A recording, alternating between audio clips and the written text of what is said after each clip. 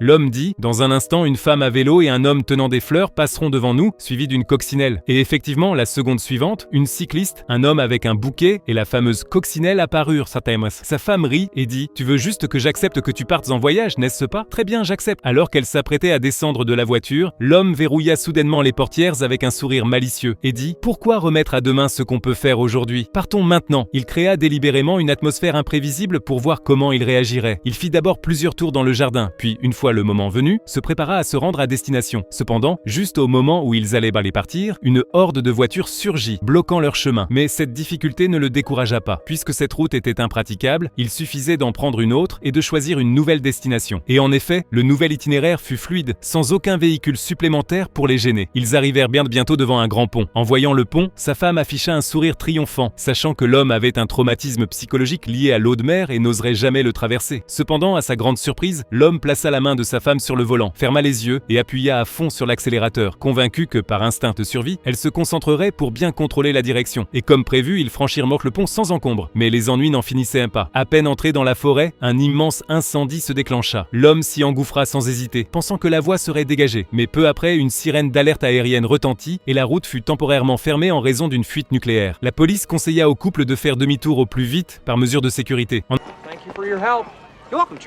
En entendant cela, l'homme fut choqué. Comment un parfait inconnu pouvait-il connaître son nom? Il cachait forcément quelque chose. Alors il sortit directement de la voiture et se précipita vers le cordon de sécurité, mais fut fermement repoussé par le personnel. À court d'options, il s'enfuit dans la forêt, mais finit par se faire attraper.